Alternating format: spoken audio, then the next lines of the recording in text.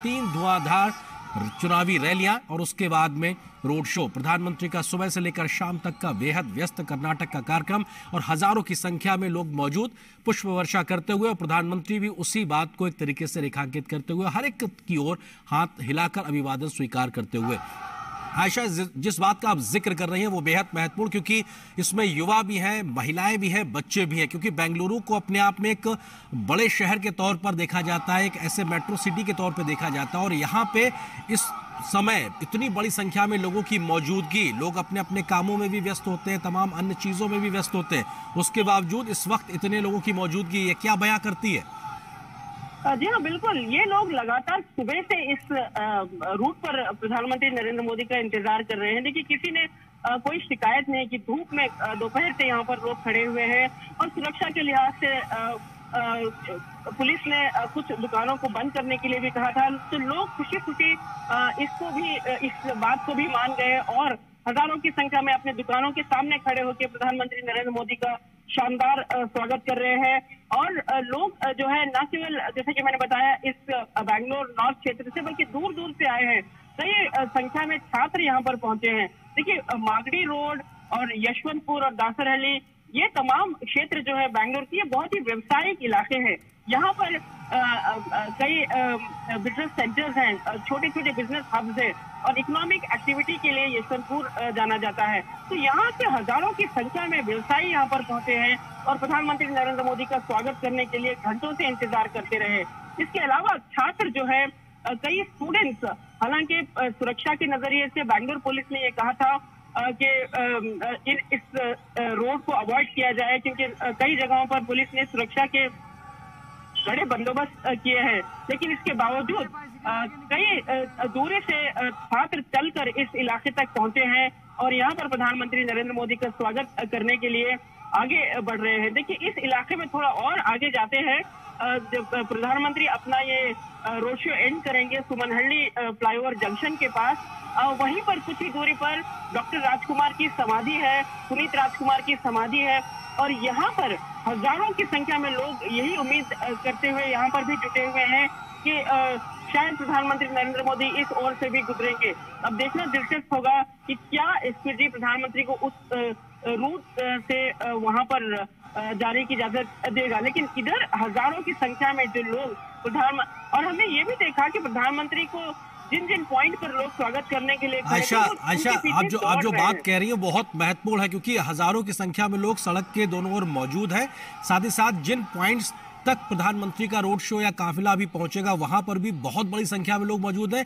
लेकिन सड़क के दोनों ओर जो दुकान है, जो व्यावसायिक प्रतिष्ठान है, उन पर भी, छतों पर, बालकनी में भी बड़ी संख्या में लोग मौजूद हैं। वो भी एक झलक प्रधानमंत्री की पाने के लिए आतुर नजर आ रहे हैं। तो ये भी अपने आप में न सिर्फ सड़कों पर, बल्कि हर वो गली, चौराहे, घर, व्यावसायिक प्रतिष्ठान जो इस सड़क के दोनों ओर मौजूद है, वहां पर भी लोगों की मौजूदगी, कैमरे के साथ में एक तस्वीर को कैद कर लेने की उत्सुकता, ये भी अपने आप में दिखाती है कि प्रधानमंत्री को लेकर किस प्रकार की जन स्वीकारता है। लोग प्रधानमंत्री के स्वागत, इस्तकबाल के लिए उमड़े हुए हैं। और ये सड़क के दोनों ओर का विहंगम दृश्य जो अपने आप में बताने के लिए काफी है कि किस प्रकार से प्रधानमंत्री के काफिले को, जो उनका वाहन है, उसके वाहन के आने से पहले एक तरीके से फूलों से पट जा रहा है। यानी पुष्प वर्षा लगातार पूरे इस दरमियान देखने को मिल रही है। लोग शोरूम्स पे या जो व्यावसायिक प्रतिष्ठान है उनकी बालकनी में, छत पर खड़े इंतजार कर रहे हैं। सड़क के दोनों ओर पुरुषों, महिलाओं, बच्चों और युवाओं का एक बड़ा हुजूम प्रधानमंत्री के स्वागत, इस्तकबाल के लिए यहाँ पर साफ तौर पे दिखाई पड़ रहा है।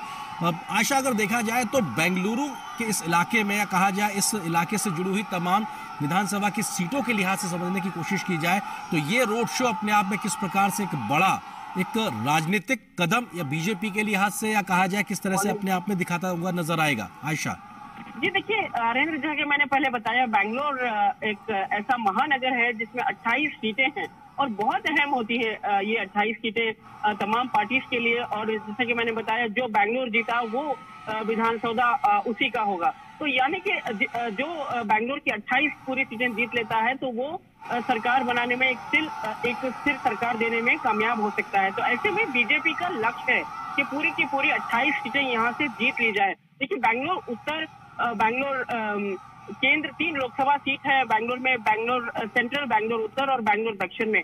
और इन तीनों सीटों पर बीजेपी का राज है। तो अब बैंगलोर के नॉर्थ पर भी बीजेपी के सांसद है सदानंद गौड़ा, जो इस वक्त प्रधानमंत्री नरेंद्र मोदी के साथ इस विजय रथ पर सवार है। तो बीजेपी का यही लक्ष्य रहेगा कि बीजेपी जैसा लोकसभा में शानदार परफॉर्मेंस करके लोकसभा सीटें, तीनों लोकसभा सीटें अपने पाले में लाई है, तो ऐसे ही बैंगलोर में 28 पूरी सीटें बैंगलोर को बीजेपी जीत सके। और ये जैसे कि मैंने बताया, इस वक्त बीजेपी के पास 12 सीटें हैं और कांग्रेस के पास 13 हैं। बहुत ही नेक टू नेक फाइट होती है बैंगलोर सीटों के लिए। और यहाँ पर जैसे कि मैंने बताया, यशवंतपुर, आरआर नगर और दासरहल्ली, यहाँ पर बीजेपी की जो पकड़ है, खासकर उस छोटे व्यावसायिक इकोनॉमिक एक्टिविटी हब्स में, जो यशवंतपुर एक मार्केट है भाई, एपीएमसी यार्ड है यहाँ पर, और इस पूरे इलाके में तमाम लोग यही मानकर चलते हैं कि प्रधानमंत्री नरेंद्र मोदी ने जो छोटे व्यवसायों के लिए जो कई स्कीम लॉन्च की थी, खासकर पोस्ट पैंडेमिक के दौरान जो सहायता केंद्र सरकार ने की थी, वो लोग अभी तक नहीं भुला पाए हैं। और यही इनमें से छोटे छोटे व्यापारी, छोटे छोटे वेंडर्स जो है, यहाँ पर सड़कों पर खड़े प्रधानमंत्री का आज स्वागत कर रहे हैं। और ये भी खास बात यह है कि बैंगलोर क्षेत्र, अगर जाति के हिसाब से हम देखें तो बैंगलोर क्षेत्र ज्यादातर वोक्कलिगा जाति डोमिनेटेड है। और यहाँ पर इस वक्त करीब 12 वोक्कलिगा विधायक हैं, जो इर्रिस्पेक्टिव ऑफ दोनों पार्टी। तो अभी यही कोशिश रहेगी कि इस क्षेत्र में भी बीजेपी तमाम लोगों को सबका साथ सबका विकास का नारा देते हुए अपने साथ लेकर चले। और बीजेपी ने जो एक विजय संकल्प यात्रा शुरू की थी, उसमें बीजेपी ने एक नारा दिया था, बीजेपी ये भरोसे, यानी बीजेपी ही भरोसा है और बीजेपी पर विश्वास करिए। तो ये लोगों को, कर्नाटक के लोगों को, बैंगलोर के लोगों को बीजेपी ने विश्वास दिलाया है। इसके तहत बीजेपी के कार्यकर्ता उत्साहित नजर आ रहे हैं और उन्हें भरपूर उम्मीद है कि प्रधानमंत्री नरेंद्र मोदी का आज का ये शानदार कैंपेन जरूर उनके लिए बैंगलोर में एक बेहतर राजनीतिक माहौल क्रिएट करेगा। बिल्कुल आयशा, हमने देखा कि प्रधानमंत्री की आज 3 धुआंधार चुनावी रैलियां, और उन्होंने उस बात को भी आज कर्नाटक की जनता के सामने रखा कि कैसे कांग्रेस के तमाम बड़े नेता वर्षों से उनको व्यक्तिगत तौर पर अपशब्दों का इस्तेमाल करते रहे हैं।